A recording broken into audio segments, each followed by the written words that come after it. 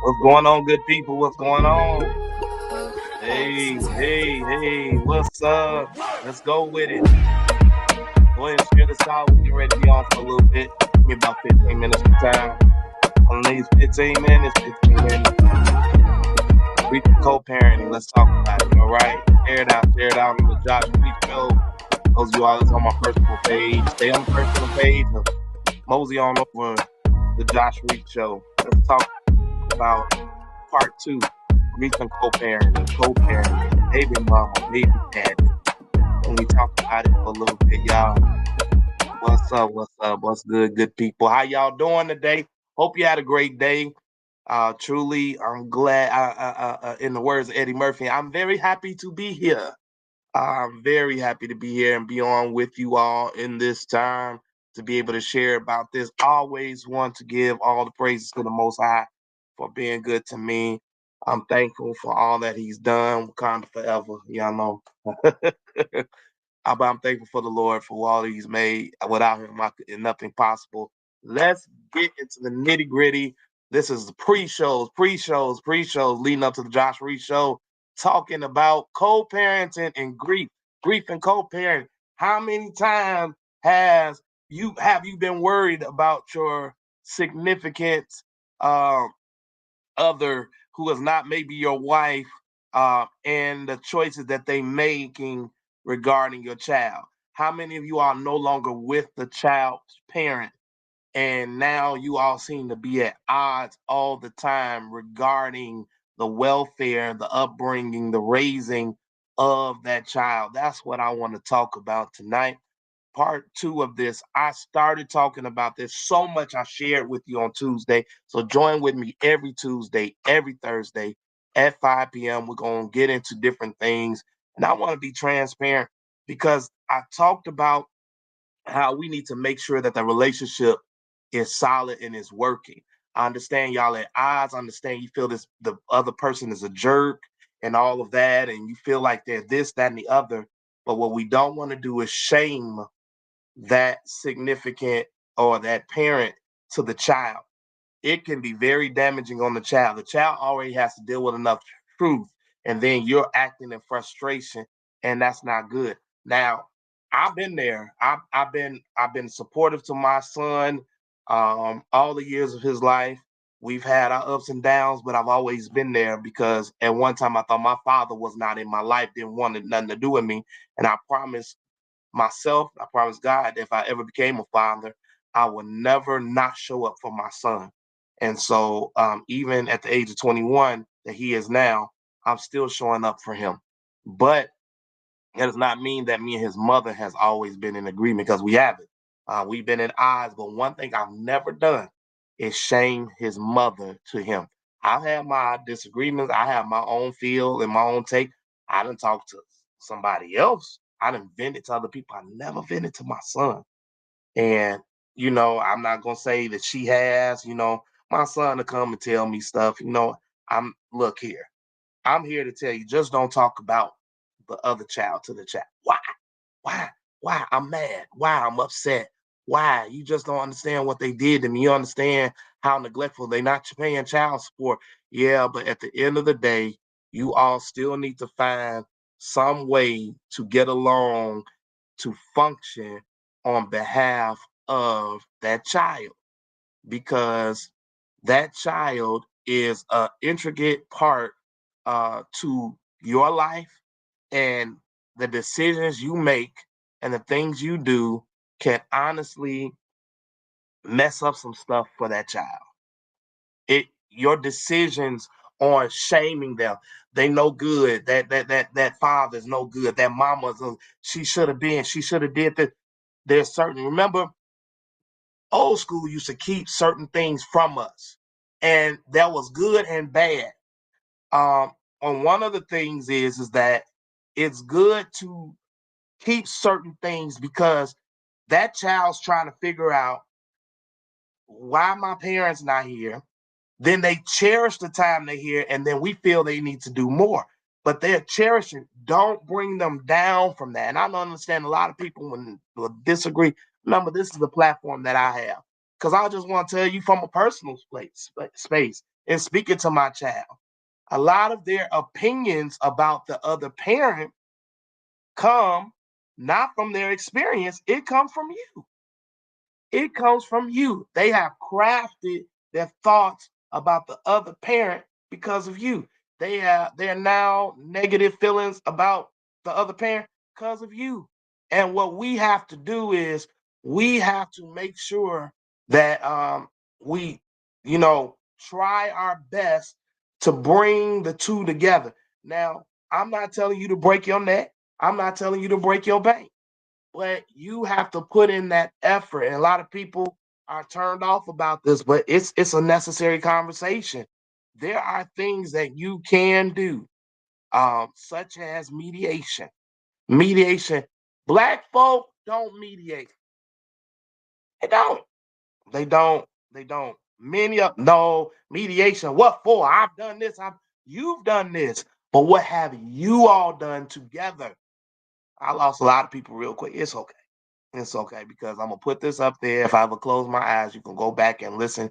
You're like, man, he got a point. Because these children are suffering. I see it every day in the school. And I'll never forget I had a kid whose father died and he did not go to the funeral. His mother was supposed to pick him up, take him to the funeral, didn't go to his own father's funeral. And he is grieving to this day. He wanted to be there. No matter what her opinion was, her thought, and what her heart sentiment, he wanted to be there because he loved his father. But because of the hurt of the mother, she didn't let him go. And he talks to me about this. And so now he's got certain things engrafted in his mind, and because he loves his mother, he won't he won't combat against her. I went through the same thing with my mother. I went through the same thing. It was an old school thing. You didn't have your baby in marriage. You were outcast and what have you. And so my father was considered outcast. And at one point, he wasn't supposed to come around because they told him, "Don't you come around or this or else." And even though it was shared to me, well, he can still come around. He could have came around. Man, y'all don't understand. If you tell us don't come around or else, my life is more important than me dying trying to see my child. I'm not going to die to see my child. I'm going to try to let the law fix it. But back in the day, they didn't go through all of that because the law, some people had favor, and my family got favor with the law.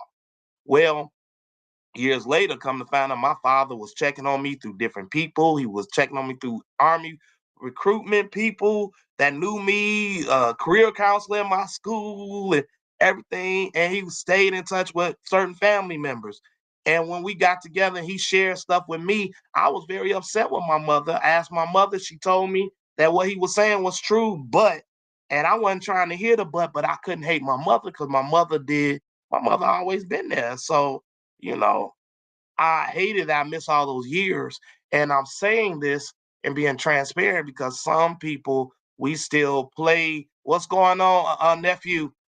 Some people, we play our kids against the other parent versus them being able to make their own decisions.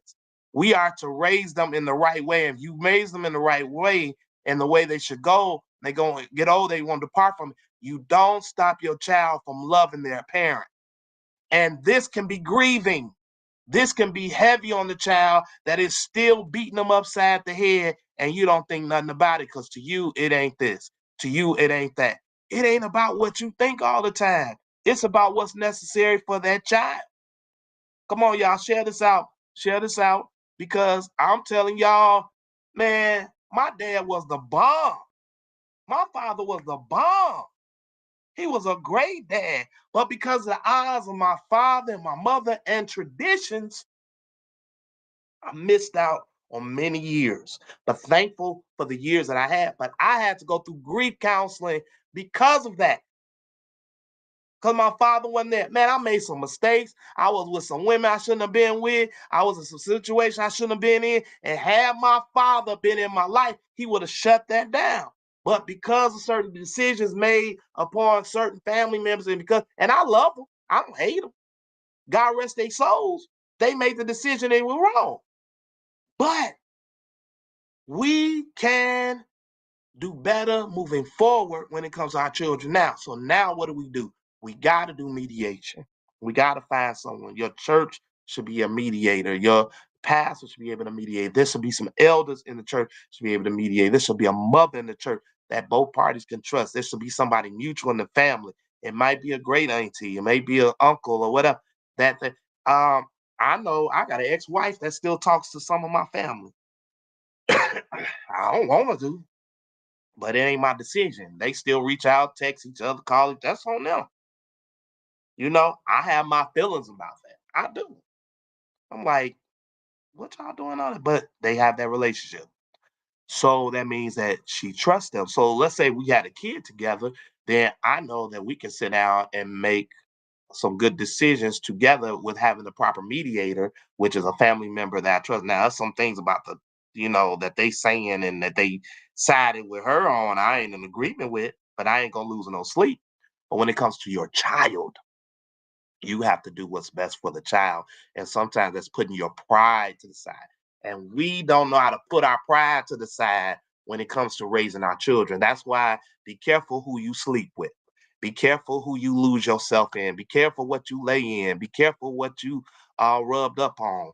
Because once you lose that sperm and they hit that egg and that baby comes to fruition, I'm gonna tell you this: when that baby start growing and you start seeing some stuff in that child that you didn't know was there because of how things were with y'all, you still have to say, regardless of what, we're going to work together for that child.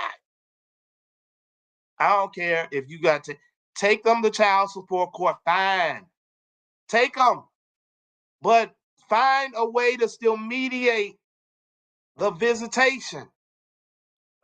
Make sure they're able to see FaceTime, Facebook video, their parent. Make sure that they're able to do that. It is so important that they have that communion, that they're able to go out. If the mother cannot be trusted, then make sure you're doing your best to put together some supervised visit that y'all agree on. If the other one don't agree on it, fine. Then you let them know and you do what's necessary by law. Because what the courts will do is they will make sure they put some stuff in place. But make sure you have your evidence on why. But don't sit here and have those discussions out loud where your child can hear them. You want your child to be hearing how many times the kid's mother or father was arrested, how many times they was in the wrong person's bed, how many times they cheat. That's not the information that they need to know. They don't need to know that. They're too. Tell them the truth. It's too early for a lot of stuff. How you gonna cover kids' eyes up when it comes to nudity scenes, and how you gonna keep them from watching certain movies and stuff, but yet you gonna sit here and degrade the child parent to the other child? Man, that's crazy. That's crazy. You mixed up. You're mixed up, and that's why mediation is important because all this goes back to grief. Something going on with you that you don't recognize what you're doing wrong. Something going on with you that you don't recognize the wrong direction you're going in. Y'all understand what I'm talking about? I got a few more minutes I want to speak to y'all on. And so in this mediation, find that mediator. Find that mediator. Find a way. If it's only 4 tickets for the graduate, they ain't never been there.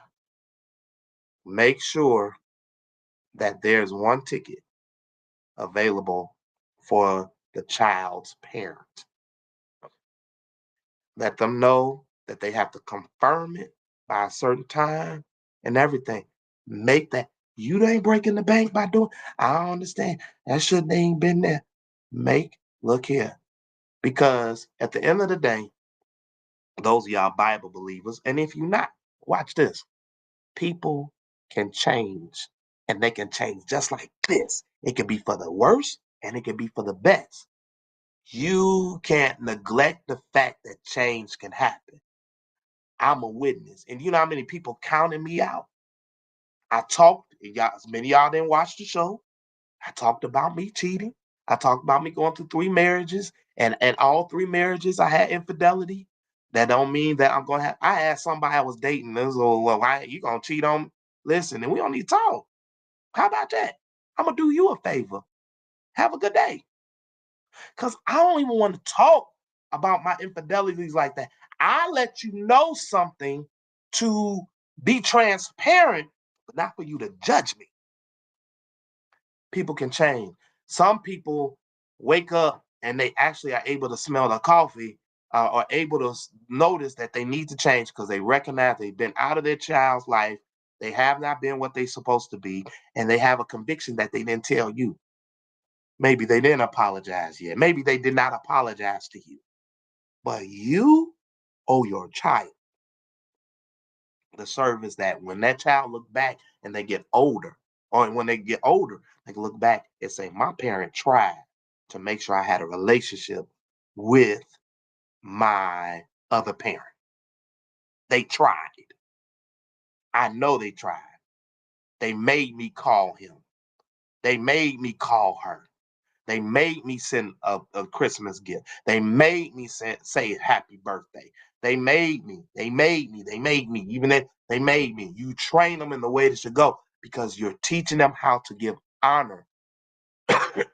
When you honor somebody, that don't mean you trust them. When you honor somebody, that don't mean they deserve your undying love. When you honor someone, you're giving them the respect that they deserve.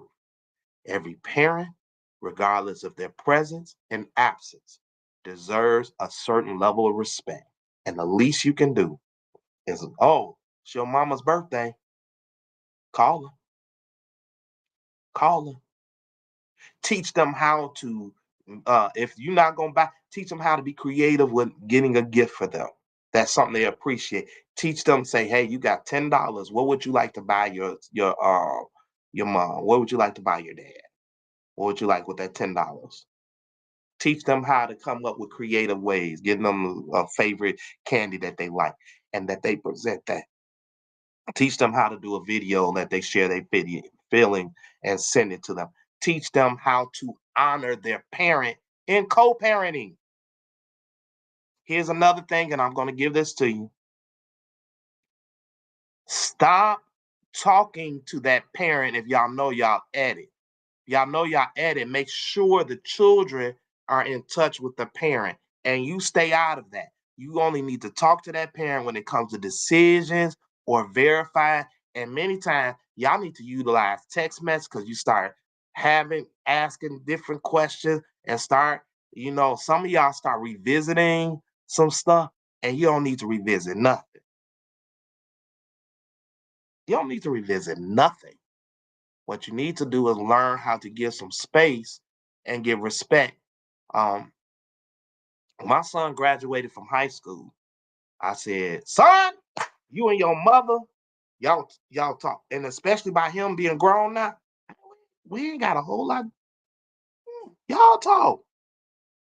Now, some people have different relationships. Some people are okay. Some people can dialogue with the other parent, but you got to be careful because something can trigger you at any moment that sends you back to that grieving place that they had did this to me. They cheated on me 12 years ago with this particular man that they still with who doing them dirty and call themselves saying that I'm a no good father. I'm a no good mother.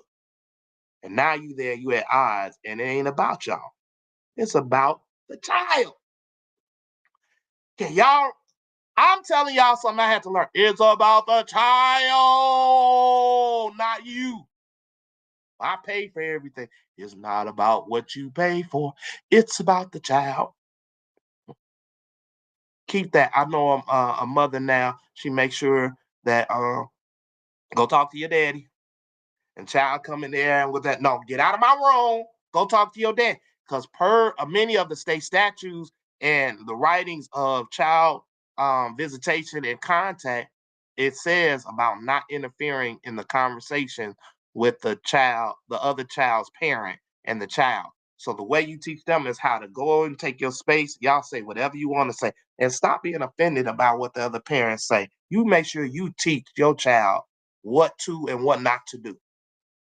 Don't I'm not gonna disrespect your daddy. I'm not gonna disrespect your mama to you, even though I feel like they lower than scum. And I hate the day and dread the day I ever lay down with them. But because it created you and you are my precious, you are my love and that's the only good thing that came out of this. You don't have to tell your child that. You tell yourself that. You could talk to your best friend about, but don't unveil a whole lot with your child.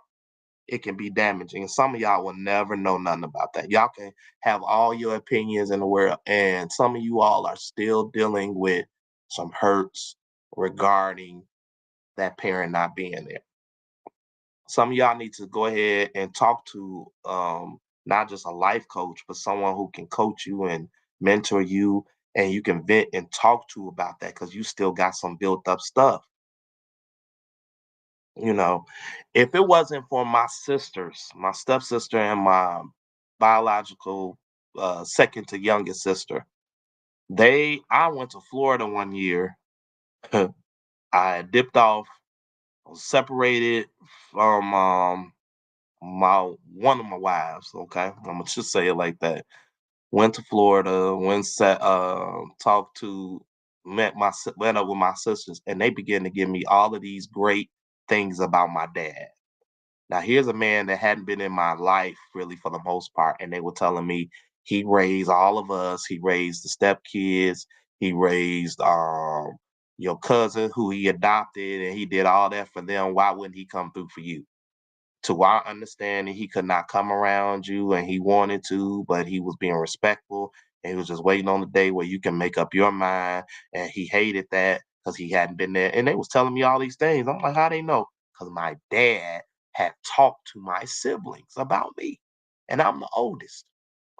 Even though I have an older brother, stepbrother, he's the oldest if you consider us as siblings. But I'm the oldest biologically of my father.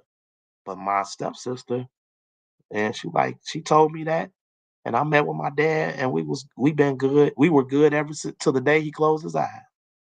And I love my dad. And some of you all have to deal with the in betweens. Some of you all need to be forgiving of some people in the grave that robbed you of some time because of the co-parenting, because they did some things wrong. They were kind of off on some spectrums. You need to talk about it. You need to talk with someone. And guess what? It's all right. Make sure you put together a good contingency plan, a good plan that works out for your child or your children that says, regardless that me and your parent, me and your dad, or me and your mom are not going to pursue a relationship any further. We've discovered that we're not compatible anymore for one another, but we have to do what's best for you.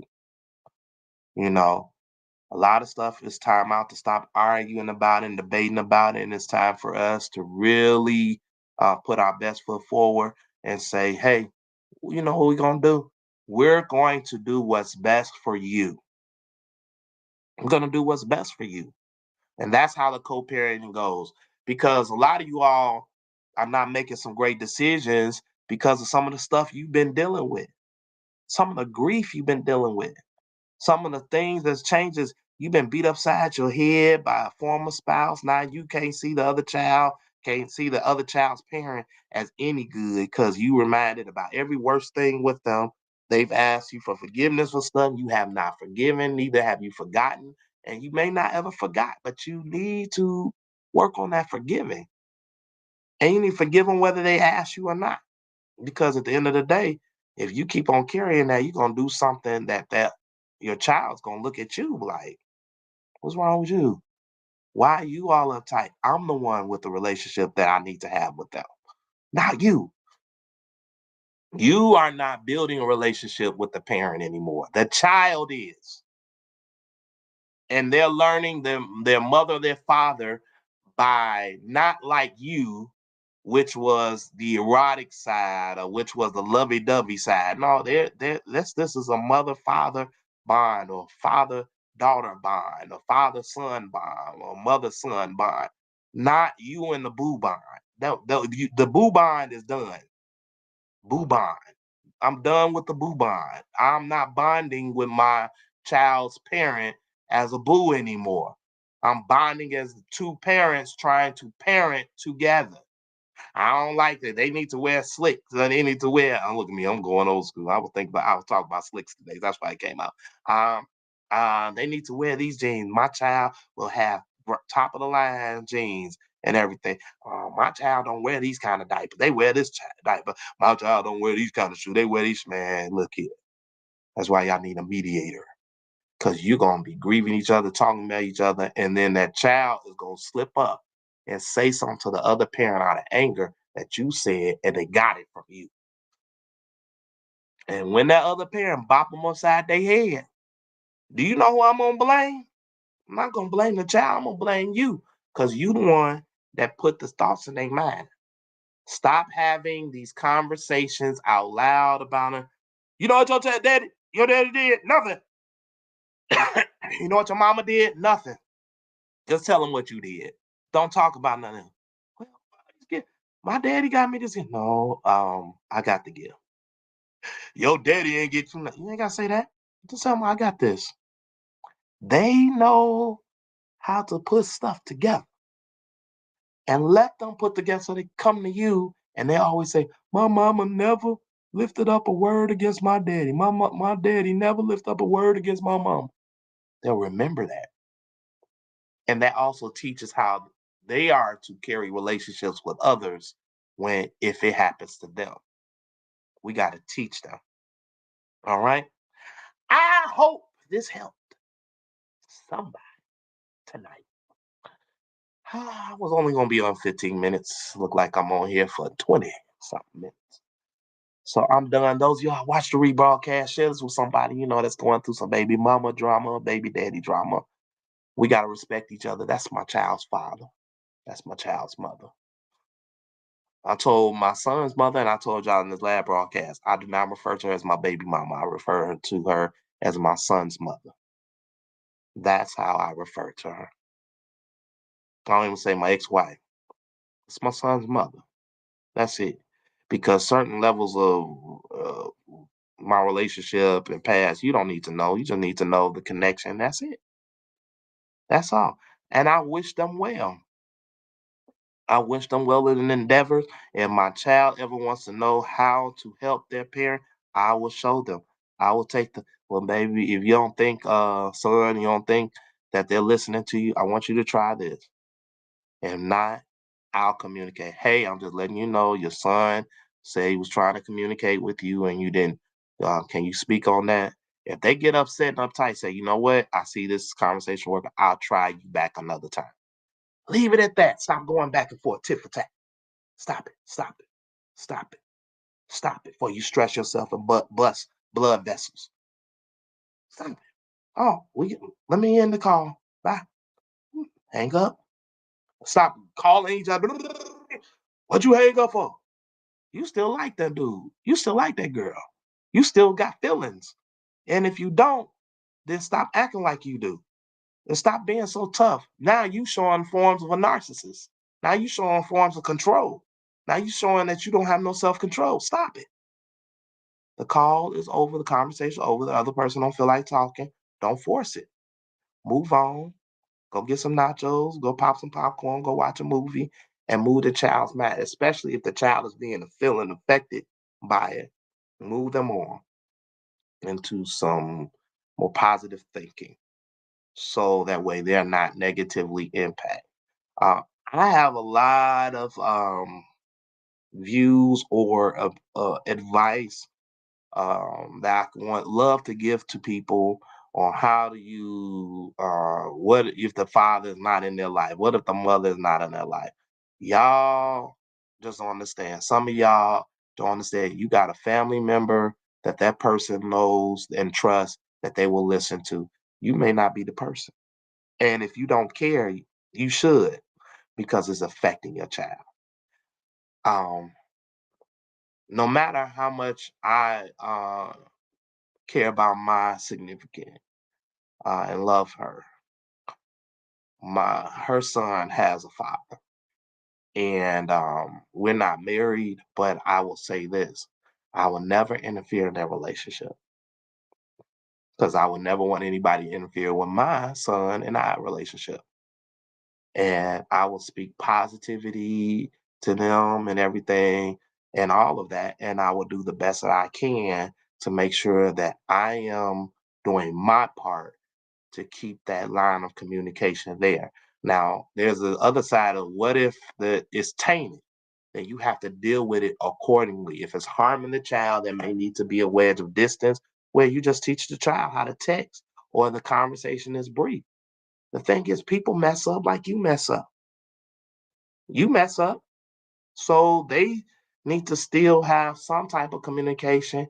Now, if it's overwhelming for that child, you have to be mindful and just say, hey, they're not ready right now. I don't want to force it. I want you to be mindful for it. But I will, once they get ready, I will tell them to contact you. Shoot a picture, maybe send a text message on their behalf. Say, hey, daddy, I love you. Just, I just need some time. Hey, mama, I care about you. I love you. I just need a moment. And it's so many ways to keep the peace, but we don't try to do that. We gotta go at it. We gotta find out why ain't you talking to me? Stop it. Stop it. Stop it. I've learned so much. Having fathered in a blended family 2 times. Been in a relationship a couple of times where there were kids involved and seeing the different thing, knowing the different things about the children's fathers and everything, and what the supposed narrative was, finding out when the narrative was what it was and when it wasn't what it was. There was some times I interfered because I was thinking about my pride. I was young in the brain, immaturity. But I've learned, man, stay out the way. Stay out the way. You still are who you are to that spouse and to those children. They will love you. They care about you in their own way. You have to respect that and let them grow in that because it can be a lot confusing when it comes into splitting or sharing loyalty for a child. It's hard for them. That's why, and this is another conversation, you have a lot of kids that love their grandparents, seem like more than they love their mama and more than they love their daddy. There's a reason the grandparents seem to many times be more tangible, and kids are tangible lovers. They can be tangible love, meaning what can you do for them? You ain't slipping them no chocolates, and you ain't letting them stay up past their curfew. Man, that kid love that grandma with the beard. You ain't letting them go ahead and do something, and uh, they eating steak, they eat sandwich at your house, they eat steak at Granny's. They eat hamburger help at your house, but they eating Burger King at Granny's. And they will like choose a granny over you because it's tangible. And when you learn that, what you're gonna find out is what things levels of to love you have to teach your kids. It's not about what you can do for me. It's about who you are to me. And we have to teach that. And kids love their grandparents. Many of them, I want to go over grandma. And I used to cry leaving grandma. I don't want to go. I want to go home. I have my own room if they didn't have my own room at granny's. But they spoiled me in their own way. And so you can grieve yourself by trying to get in between that and not understand that, especially if you didn't have that kind of upbringing with your grandparents. All right. So that's why I said that's another conversation for another day. I hope you all enjoyed this. This is kind of the beginnings, the teasers of the Josh Reese show. Um, got some co-hosts that's gonna be popping on. We're gonna do real segments, throw some stuff in there, throw some different videos, promote some commercials, all that. That's coming. But right now, I want to do this virtual help. I want to help you. So watch this, rewatch this, rewatch this, rewatch this, learn. And I hope that this was helpful today. I'm Pastor Josh Reese, y'all.